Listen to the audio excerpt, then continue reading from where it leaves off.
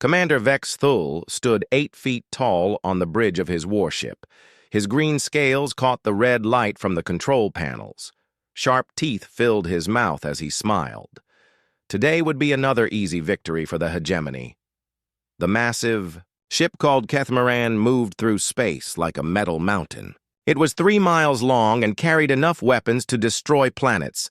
Vex Thul had used those weapons many times before. 47 star systems now belong to the hegemony because of ships like this one. "Commander, we are approaching the target system," said his aide, Zarkek. The smaller alien had 4 arms and purple skin. His voice made clicking sounds when he spoke. Vex Thul looked at the main screen. A small yellow star appeared in the center. Several planets moved around it in circles. The third planet from the star looked blue and green. That was where the new species lived. "Tell me about these humans again," Vex Thul said. He had read the reports, but he wanted to hear them spoken out loud. Zarkek pressed buttons on his control panel. Numbers and pictures filled the air above them. "The species calls itself human. They are very weak. Average height is only 6 feet. They have no natural weapons like claws or sharp teeth. Their bones break easily."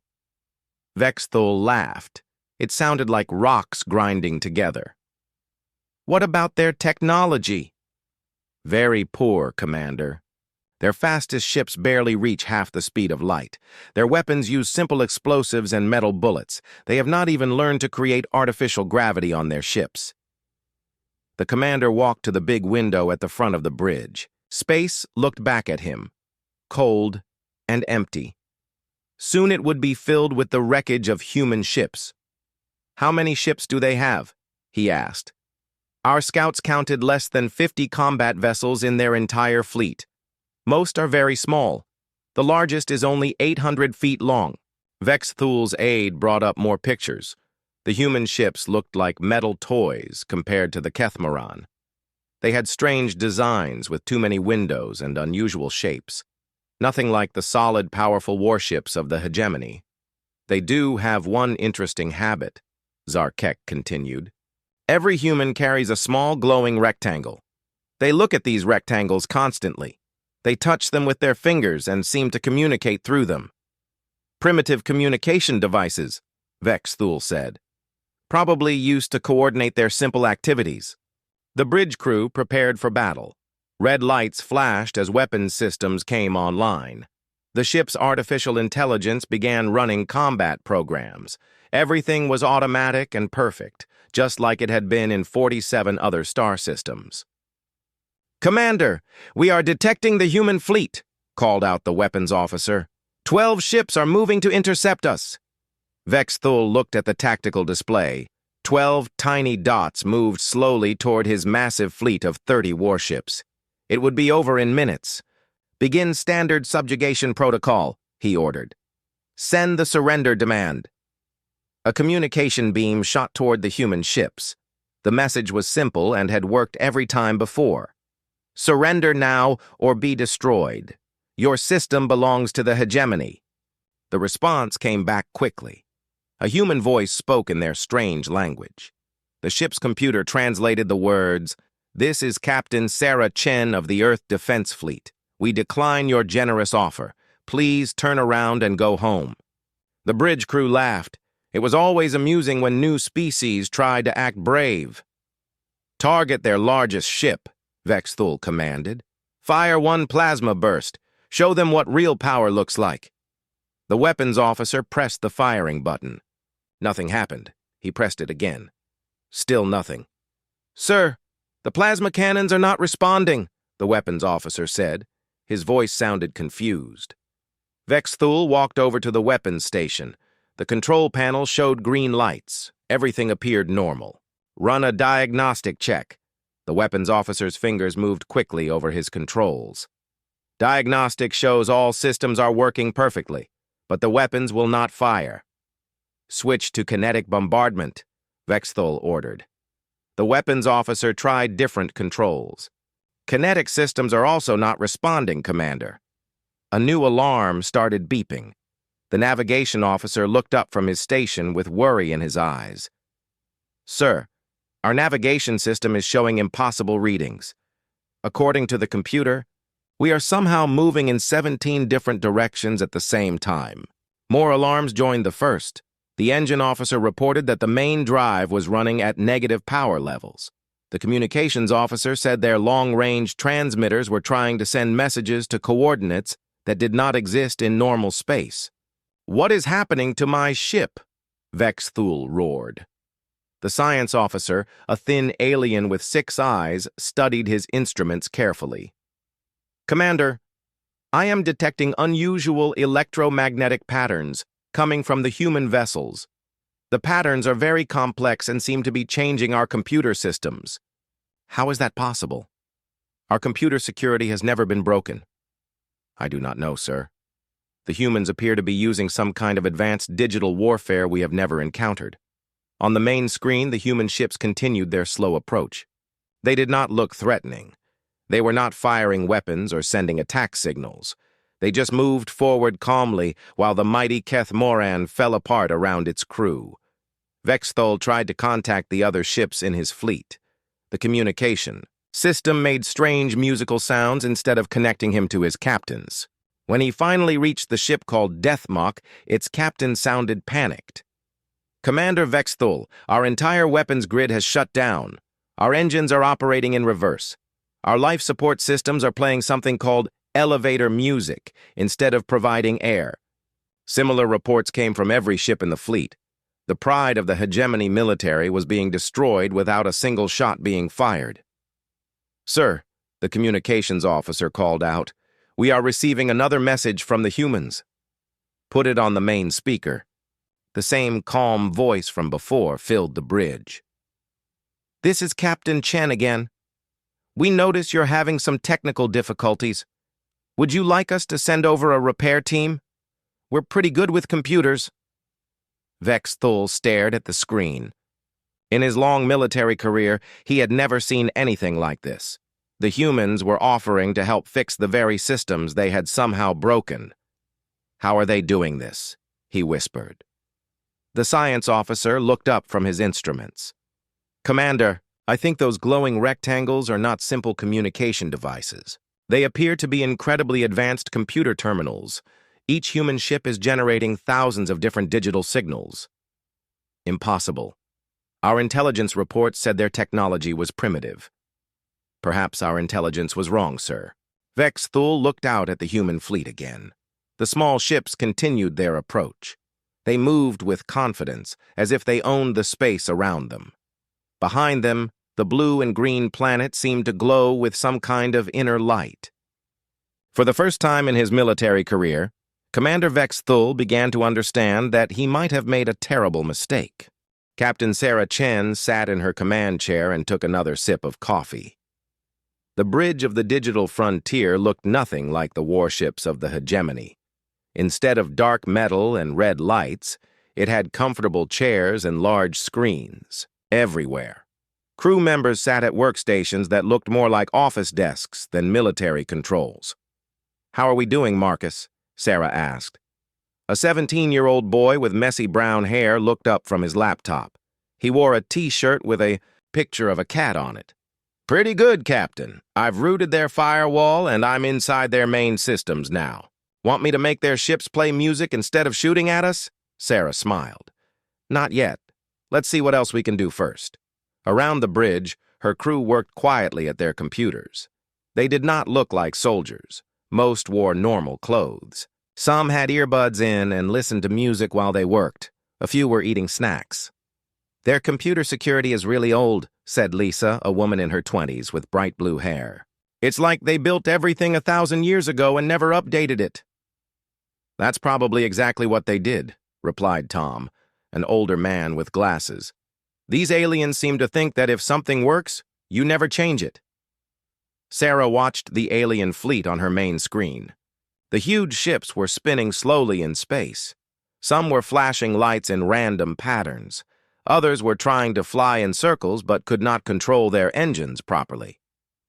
"Status report," she said. "All 12 of their weapon systems are offline," reported Jake, a college student who was eating a sandwich while he typed. I convinced their targeting computers that they're actually food dispensers. Their communications are completely scrambled, added Emma, a high school senior. Every time they try to send a message, it gets translated into cat videos. And I may have accidentally made their life support system start playing elevator music, said Marcus with a grin. Sorry about that. I was just trying to see how their audio systems worked. Sarah laughed. Can you fix it? Sure, no problem. Marcus typed quickly on his laptop. There, now they're getting smooth jazz instead. The bridge crew chuckled. Working with these aliens was turning out to be more fun than difficult. Captain, said Dr. Amanda Rodriguez, the ship's chief scientist, I'm reading some interesting data from their ships. Their technology is actually very advanced, but it's completely rigid. Every system follows exact programming with no room for creativity or adaptation. What do you mean? Sarah asked. Think of it this way. They built a perfect lock, but they never imagined that someone might pick it instead of using a key. Their computer security assumes that any attacker will use the same methods they would use. But we don't use their methods, said Lisa. Exactly. We approach problems completely differently. When we see a system, we immediately start thinking of ways to modify it, improve it, or use it for something else entirely. On the communications panel, a light started blinking. Captain, the alien commander is trying to contact us again, said Mike, the communications officer. Put him through. The main screen showed the face of Commander Vex Thule. He looked confused and angry. Behind him, other aliens ran around in panic as their bridge systems continued to malfunction. Human Captain, Vex Thule said. What have you done to our ships? Sarah took another sip of coffee. We're just looking around. Your computer systems are really interesting. Very well built, but kind of limited. Our systems are perfect. They have served the hegemony for 1,000 years. I'm sure they have. But Marcus here found 18 different security holes in your main network in about 10 minutes. Would you like us to patch them for you? Marcus waved at the screen. Hi. Your encryption is really cool, but you're using the same password for everything. You should probably change that. Vex Thule stared at the young human. You are just a child. Yeah, I'm 17. I learned most of this stuff from YouTube videos and online forums. There's this great community where people share tips about breaking into computer systems, very educational.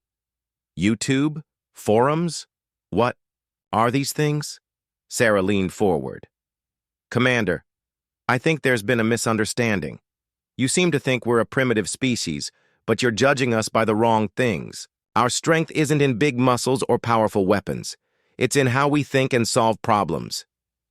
This is impossible, Vex Thule said. Our intelligence reports showed that your technology was weak. Our ships might be smaller, Sarah agreed, but every human on this bridge has access to the knowledge and experience of our entire species. When we run into a problem, we don't just use what we were taught in school. We ask questions, we experiment, we share ideas with millions of other people. I don't understand. Emma, show him, Sarah said. The high school student held up her smartphone. This little device can connect me to every computer network on Earth. If I have a question about how to hack an alien computer system, I can post it online and get help from thousands of experts around the world. In fact, said Marcus, I'm in a chat room right now with about 50 other people who are helping me figure out your navigation systems. Someone in Tokyo just sent me a really clever solution for getting past your quantum encryption. Vex Thule looked horrified. You're sharing our security information with random strangers? Not random, corrected Lisa. These are some of the best computer experts on Earth. We have communities of people who solve these kinds of puzzles just for fun. The thing is, Sarah explained, you built your technology to prevent exactly one type of attack, the kind you would use yourselves. But humans don't think like you do. We see rules as suggestions. We see security measures as interesting challenges. We see impossible as an invitation to try harder. On the bridge around her, the crew continued working. Marcus had opened a video call with someone back on Earth who was helping him understand the alien power systems. Emma was live streaming her work to a group of college students who were cheering her on. Jake had found a way to make the alien ships display funny messages on their screens. Your people treat technology like it's sacred, Sarah continued. You build it once and never change it. Humans treat technology like clay. We shape it, reshape it, and mold it into whatever we need. But you're so weak, Vexthul protested. Your bodies are fragile. Your ships are small. Physical strength doesn't matter when you can convince someone else's weapons to point in the wrong direction, said Tom. Size doesn't matter when you can make their engines work for you instead of them. This is not how warfare is supposed to work, Vexthul said. Who said this was warfare? Sarah asked. We're just playing around with your computers. If we wanted to fight you, we would have done something much more serious. Like what? Marcus looked up from his laptop. Well, I could probably make all your ships fly home automatically, or maybe program them to only play children's songs on all their speakers. Oh, or I could make their food replicators only produce vegetables. That would be really mean.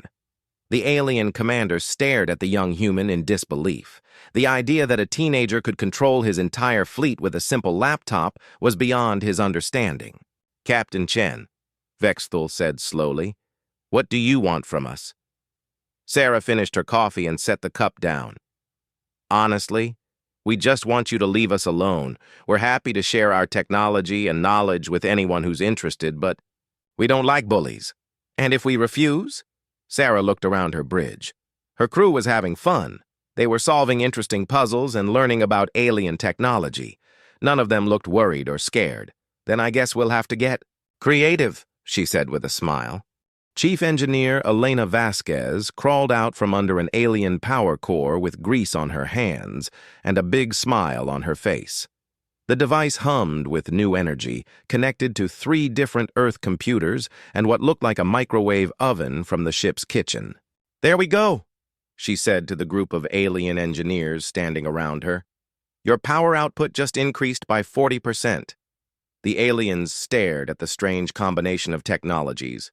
Krelta, the chief engineer of the alien ship Deathmock, could not believe what he was seeing. This should not work, Krelta said. His 4 arms moved in confusion. You have connected our quantum power core to primitive Earth devices. The energy frequencies are completely incompatible. Elena wiped her hands on a towel. Yeah, I know. That's what your manual says anyway. But manuals are just suggestions. I figured if I ran the power through this frequency converter I built, and then used the microwave's transformer to step down the voltage, it might actually work better than your original design. But the manual specifically states that modification of the power core will result in catastrophic failure. Your manual was written by people who were afraid to try new things, Elena said. Here, let me show you something.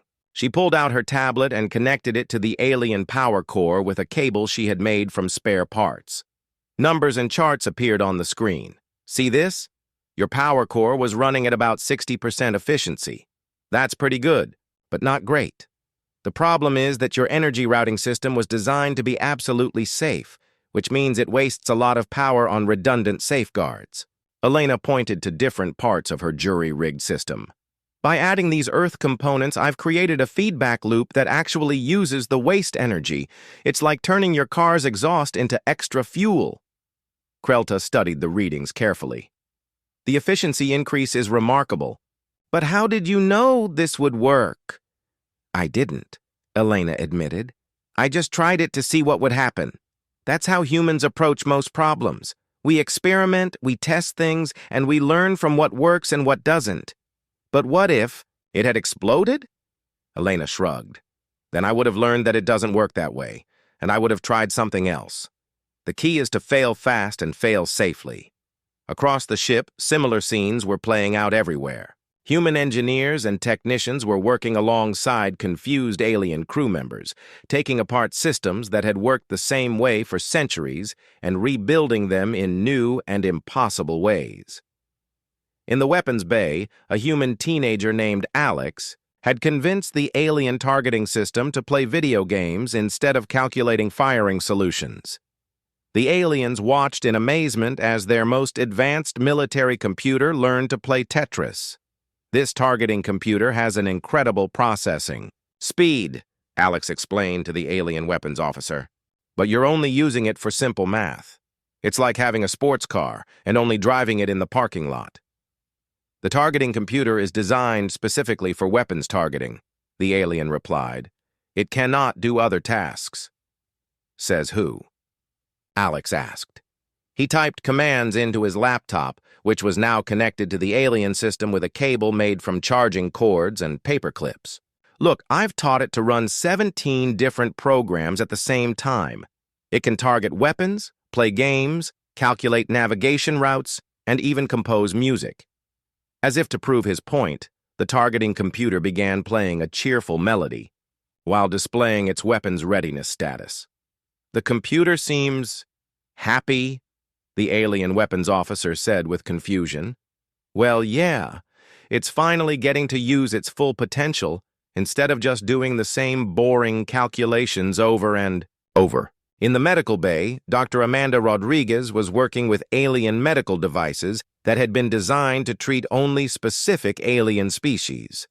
She had connected them to human diagnostic equipment and was teaching them to adapt to different types of patients. Your medical scanner is incredibly advanced, she told the alien doctor, Zeph Loon. But it's programmed to only recognize alien physiology.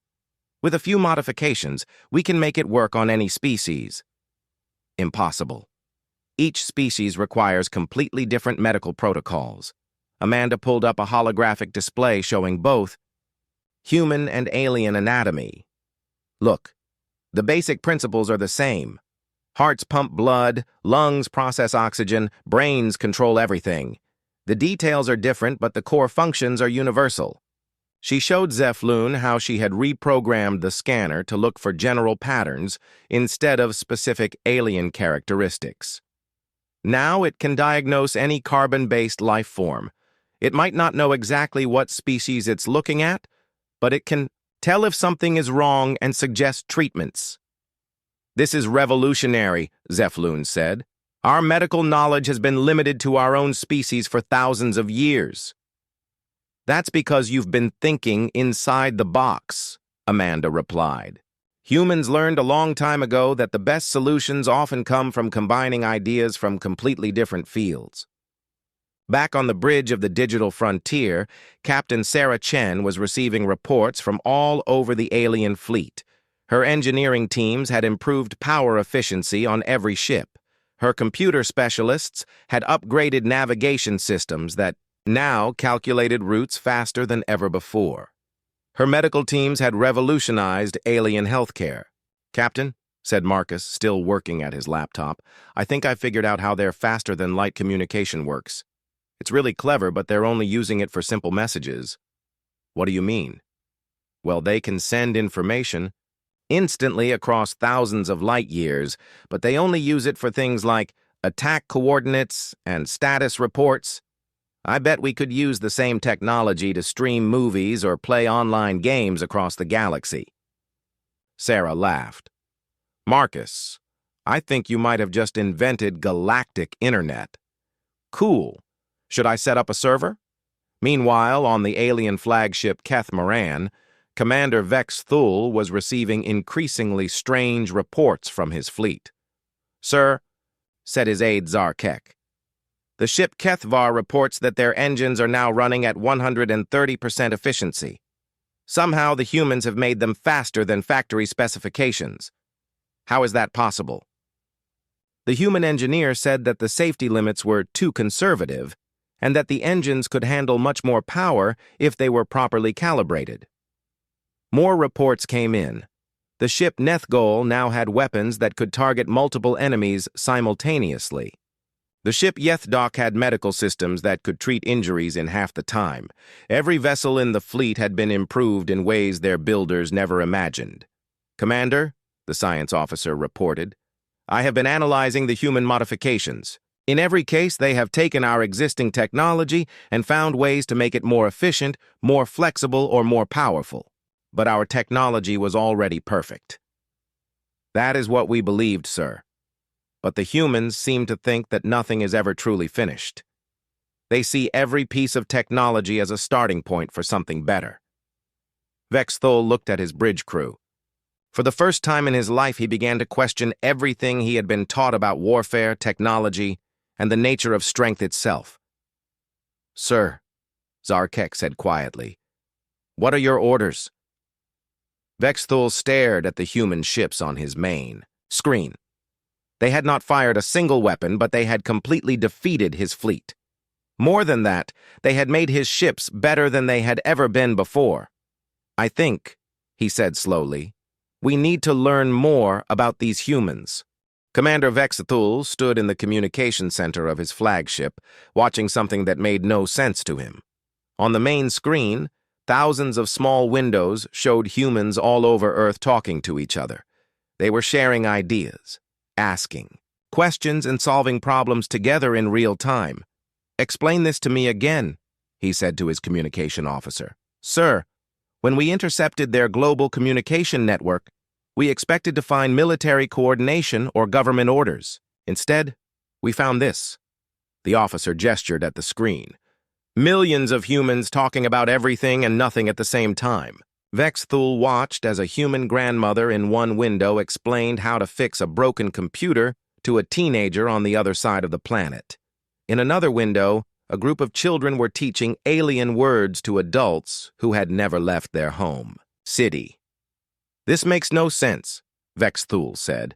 "Where is their command structure? Who gives the orders?" "That's just it, sir. There don't seem to be any orders. They just help each other." Dr. Yilneth, the fleet's chief scientist, looked up from her analysis station. "Commander, I have been studying their network for several hours. What we are seeing is unprecedented in galactic history." "How so?" "Every species we have encountered organizes information in a hierarchy. Leaders give orders to followers, experts teach students. Knowledge flows from the top down." She pointed at the screen. "But humans share information in all directions simultaneously." Vexthul watched as a discussion about alien technology spread across hundreds of human communication channels.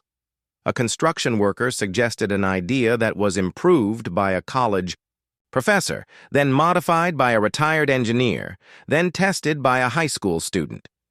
"When one human encounters a problem," Dr. Yilneth continued, "they instantly have access to the experience and knowledge of their entire species. It's like having billions of advisors available at any moment." "But how do they filter out bad information?" "They don't filter it out, sir. They test everything. If an idea doesn't work, they try something else. If it does work, they share it with everyone. The good ideas spread naturally, and the bad ones disappear." On the screen, a new discussion had started. A human engineer was asking for help with an alien power core problem. Within minutes, responses came from all over the planet. A former car mechanic had an idea about energy flow. A video game designer suggested a different approach to the control software. A grandmother who used to repair televisions offered advice about heat management. "Are they all experts?" Vexthul asked. "No, sir. Most of them are just curious people who like solving puzzles. But when you combine the knowledge of millions of curious people, you get something more powerful than any expert."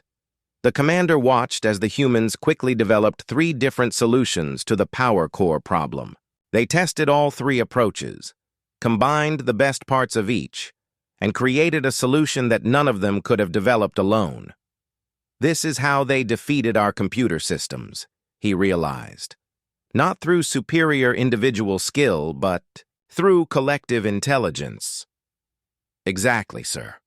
When Marcus, the young human, encountered our security systems, he wasn't working alone. He was connected to thousands of other humans who were helping him in real time." Dr. Yilneth brought up another display. "I have been tracking their problem-solving patterns. When they face a new challenge, they immediately break it down into smaller parts and distribute those parts to different people with different skills. Vexthul saw an example playing out on the screen.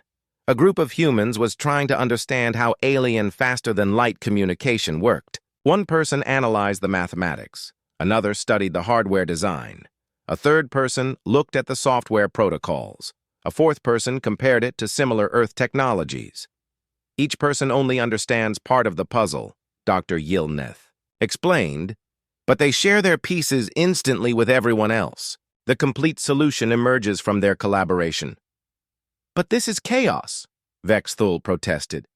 How can they accomplish anything without clear leadership and chain of command? Perhaps, said his aide Zarkek quietly. Their way is more effective than ours. Vexthul turned to stare at his aide. Such a suggestion would have been unthinkable just hours before. On the screen, they watched as a human child posted a simple question. Why do the alien ships have so many redundant systems? Within an hour, the question had been seen by millions of humans. Engineers, scientists, gamers, and curious amateurs all contributed their thoughts. The discussion revealed something that alien military experts had never considered. Redundancy could be smart, but too much redundancy made systems slow and inefficient. The humans began designing improved versions of alien technology that kept the safety features but eliminated unnecessary complications. Commander, the communication officer said, we're receiving a transmission from the human ship. Put it through. Captain Sarah Chen appeared on the screen. Behind her, the bridge of the digital frontier looked more like a busy coffee shop than a military command center. Crew members were chatting with people on Earth, sharing funny videos, and working on problems together. Commander Vexthul, Sarah said, we've been monitoring your communication intercepts. We thought you might be interested to know that your species is already being discussed in online forums all over Earth. What do you mean? Well, people are curious about you. They're trying to understand your technology, your culture, your history. Some teenagers have started a project to translate your language. A group of anthropologists wants to study your social structures. A cooking enthusiast is wondering what kind of food you eat. Vexthul was confused. But we are your enemies. Are we? Sarah asked. You haven't actually attacked us yet, and honestly, most humans find the idea of meeting aliens pretty exciting. We've been wondering if we're alone in the universe for thousands of years. You are not afraid of us? Should we be? I mean, your ships are impressive, but we've already shown that we can defend ourselves. Besides, fear doesn't solve problems. Curiosity does. On the screen behind Sarah, Vexthul could see Marcus video chatting with someone. The young human was explaining alien technology to what looked like a college class. Your people are sharing our secrets with your entire planet, Vexthul said. Of course they are. That's what humans do. We share interesting things, and honestly, your technology really is interesting. The quantum processing in your computers is amazing. Our physicists are very excited about it. Dr. Yilneth leaned forward. Captain Chen, may I ask you a question? Sure. How do you maintain security if you share all information openly? Sarah smiled. We don't maintain security by hiding information. We maintain security by making sure everyone has access to the tools they need to protect themselves. When everyone understands how something works, it's harder for anyone to use it maliciously. But what about military secrets? What military secrets? The best defense against a weapon is understanding how it works and developing countermeasures. If everyone knows how to defend themselves, nobody can be conquered. Vexthul felt something shift in his understanding of the universe. Everything he had been taught about power, control, and conquest suddenly seemed limited. Captain Chen, he said slowly, your people are very strange. Thank you, Sarah replied with a grin. We like to think so. 3 months later, Commander Vexthul sat in front of a device he had never imagined using, a human laptop computer. The screen showed a game called Galaxy Builders, where players from different species worked together to design spaceships. and explore virtual star systems. His teammate was an 8-year-old human girl named Lucy, who lived on a farm in Kansas. She was teaching him how to build better engines for their shared spaceship. "No, no, Commander V," Lucy said patiently. "You don't need 17 backup systems for the navigation computer. That just makes it slow. Look, I'll show you." Her small fingers moved quickly across her tablet. On the shared screen, she simplified his complex design and made it work twice as fast. "But what if the main system fails?" Vexathul asked. "Then we fix it," Lucy said simply. "Or we try something different. That's more fun than just having backups." "For everything." Vexathul found himself laughing. 6 months ago, the idea of taking advice from a human child would have been unthinkable. Now it seemed perfectly natural. "Commander," his aide Zarkek called from across the bridge, "we are receiving the weekly collaboration report."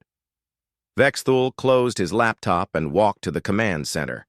The main screen showed a map of the galaxy, with thousands of colored lines connecting different star systems. Each line represented a joint project between human and alien engineers. "What's our status?" he asked.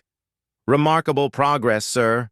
The Kethmar home fleet has integrated human-designed efficiency improvements and increased their speed by 40%. The Nexbool mining ships are using human problem-solving methods and have tripled their output. Even the Yilmeth scientists have started sharing their research openly instead of keeping it secret." Vexathul studied the reports. In just 3 months, the rigid hegemony had begun transforming into something entirely new. Ships that had followed the same patterns for centuries were now experimenting with new designs. Alien species that had never spoken to each other were now collaborating on projects. What about resistance to the changes? Minimal, sir. It seems that once people try the human approach, they find it difficult to go back to the old ways. Vexathul understood why. The human way of doing things was simply more fun. Instead of following orders and procedures, everyone was encouraged to ask questions, try new ideas, and share their discoveries.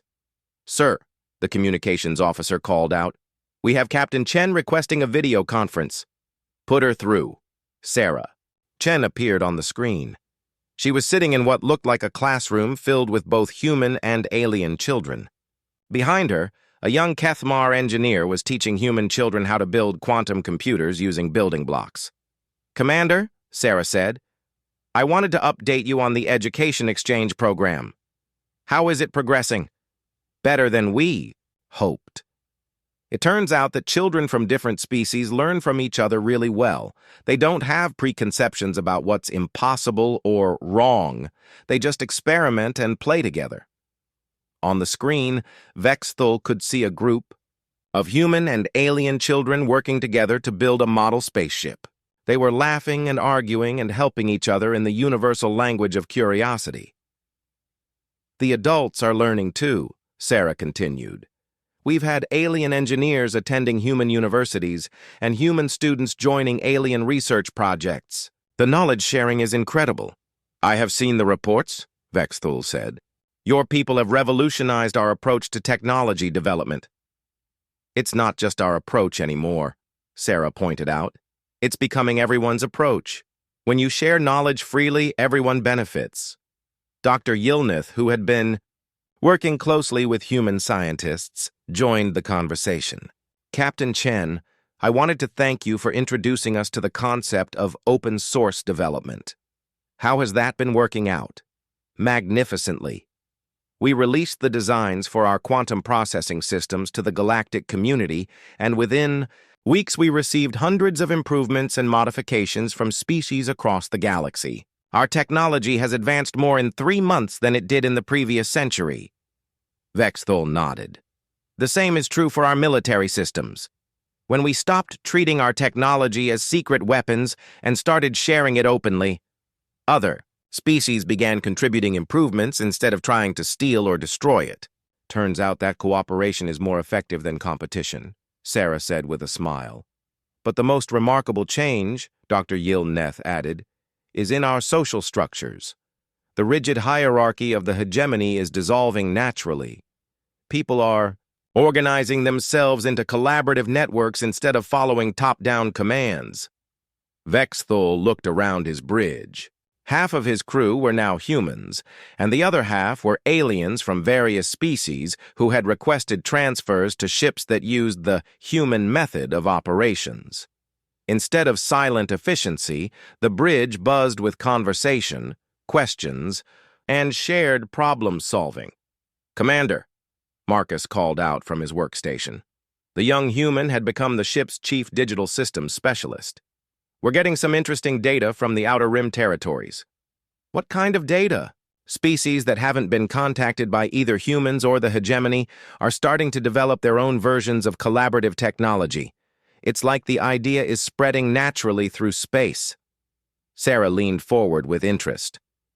"How is that possible?"